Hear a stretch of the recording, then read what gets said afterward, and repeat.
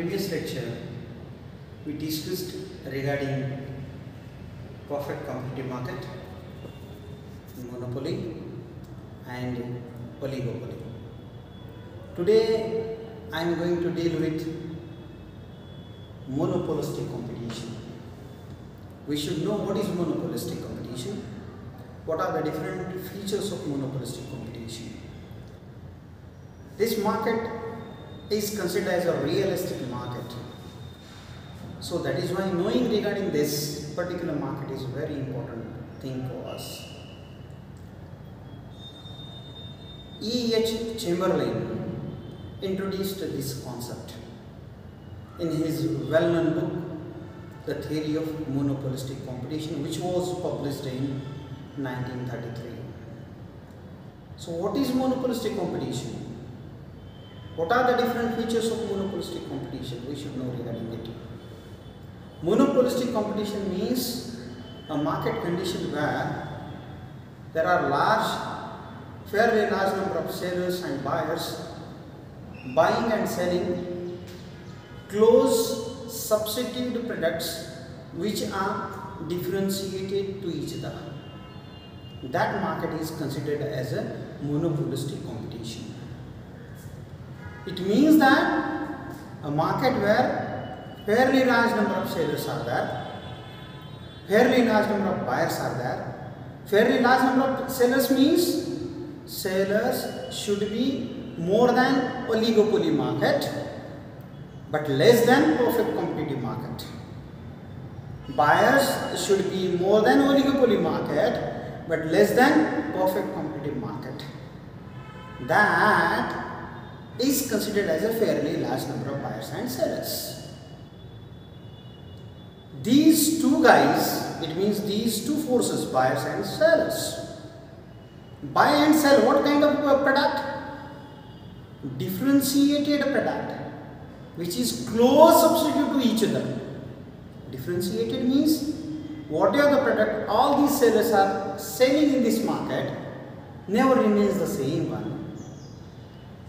It differs from each other in respect of shape, size, color, taste, weight, all the things remains different one. Such products these sellers sells in this market, which are close substitute to each other. That market is considered as a monopolistic competitive market. Who introduced this one? E.H. Chamberlain. Okay, in 1933. Okay. These are near about 7 features we are going to discuss. The first one, fairly large number of sellers. As I discussed regarding the definition of monopolistic competition. In this market there are fairly large number of sellers, sells their own product. It means when we are going to compare the number of sellers with monopoly, oligopoly and perfect competitive market, that time we realize in this market number of sellers remains less than the perfect competitive market but greater than monopoly, oligopoly. And that market is considered as a monopolistic competitive market. Another thing is very important as far as this market is concerned. It is possible for us to count how many sellers are selling differentiated product in this market. So that is why we can say that the sellers are not having a complete control over their own supply. This is very important thing. Another thing, fairly large number of sellers, buyers. Whatever the products sellers are going to sell in this market, for that particular commodity, number of buyers remains available in this market to buy the product. They usually buy it, and it is not possible for us to count how many buyers are there, those who are willing to buy the product which these large number of sellers are going to sell. This is the ultimate feature of monopolistic competitive market.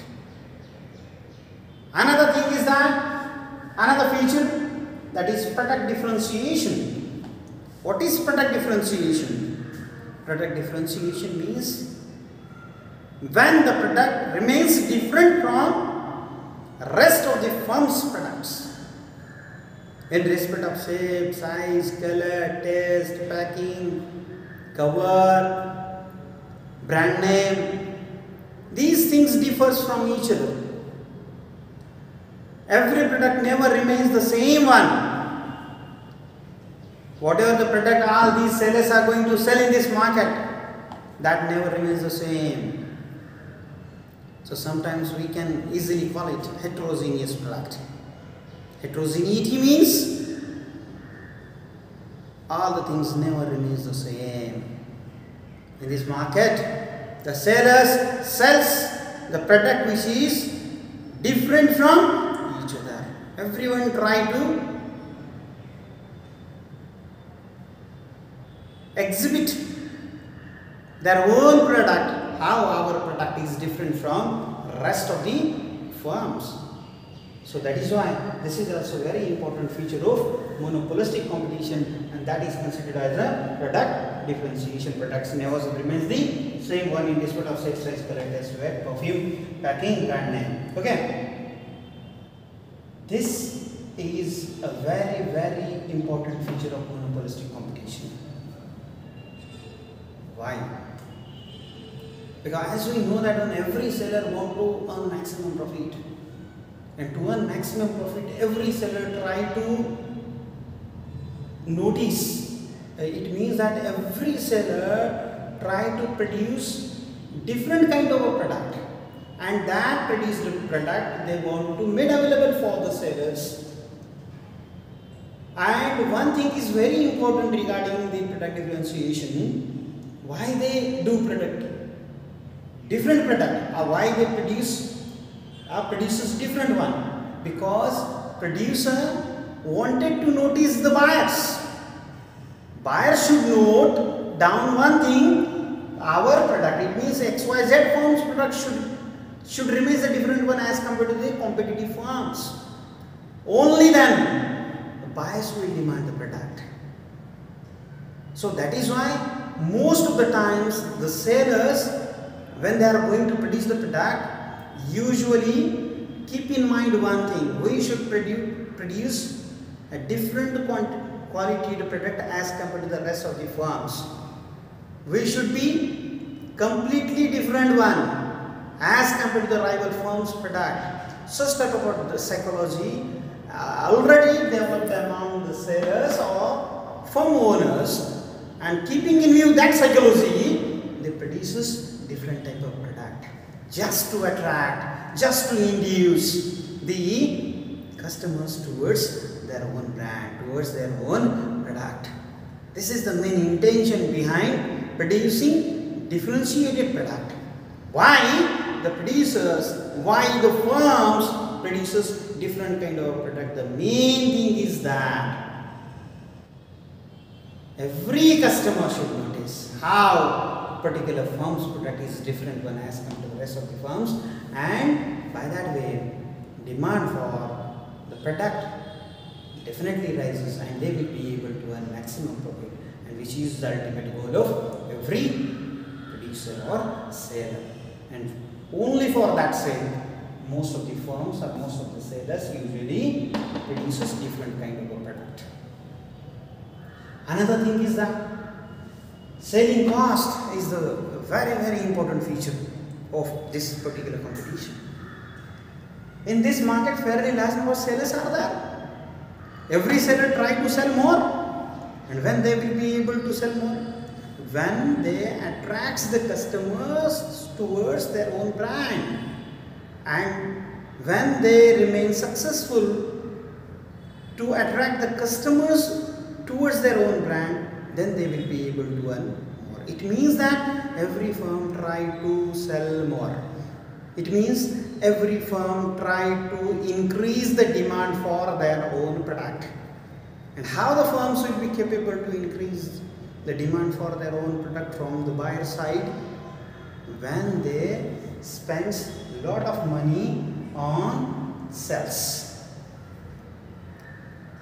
It means that what is selling cost? Selling cost means a cost which is incurred by the firm to increase the demand for the commodity. That is considered as a selling cost. Selling cost means the cost which is incurred by the firm to increase the demand for the product. That is considered as a selling cost, or in simple language you can say that to enhance the sale of the product. Whatever the cost incurred by the firm, that cost is considered as a selling cost. In recent days, stiff competition is there between a number of firms. Killing competition is going on between the firms. Those who are producing similar kind of commodity, those who are producing close substituted product. And same thing is happening in monopolistic competition. Number of sellers are there and everyone try to sell more. Huge competition is there. And in that particular competitive market, everyone want to survive. And to survive it, they are focusing a lot on selling cost. They are spending a lot just to enhance their own sale. So what usually they do under this particular concept? They usually spend huge amount of money on advertisement. Print media advertisement, electronic media advertisement, through hoardings, through exhibitions, providing free samples with the main product. Okay, a number of schemes we observe in the market, buy one get one free. Such type of schemes means selling cost, incurring selling cost. And why all these firms are doing all these things? The main thing is that every industrialist wanted to create demand for their own product. And that is considered as a selling cost. Every firm incurs the selling cost in this market. Why? The main cause of selling cost is stiff competition among the firms. Okay. Another one, free entry and exit. As far as this market is concerned, in this market, anybody can, new firm can easily get entered in the market and produces a similar kind of product which the existing firms produces, and existing firm can easily quit from the market, exit from the market. There are no legal, political, artificial barriers for entry and exit. Whatever the product existing firms are producing, immediately anybody can easily enter in the market and produces a similar product. That is considered as a free entry. No barriers are there, no restrictions are there. Okay, this is very important feature of monopolistic competitive market. Okay, it means that we observe one thing, some features of perfect competitive market and some features of monopoly. Okay, so these two markets combination means monopolistic competition. In simple words we can understand it. Okay, another thing is that close substitutes. In this market, whatever the products all the firms produces, that products usually remains close substitute to each other. It means that we can easily put particular commodity in place of another firm's product. For example, as far as the soap market is concerned, number of soap companies are there in the market. Lyril, Lux, Dove, then Medimix, Patanjali, Yardley, number of firms are there. They are producing soaps. Every product is close substitute to each other. Okay, so that is a better example of monopolistic competitive market and its close substitute products. Okay, how the firms produces a different product which is close substitute to each other. Okay, and the last one group concept. In perfect competitive market and in monopoly we observe one thing. Firm and industry remains different one in perfect competitive market. In monopoly, firm and industry remains the same one. Firm means just a manufacturing unit is considered as a firm. Okay. And what is industry? Group of firms which produces a similar kind of product is considered as an industry.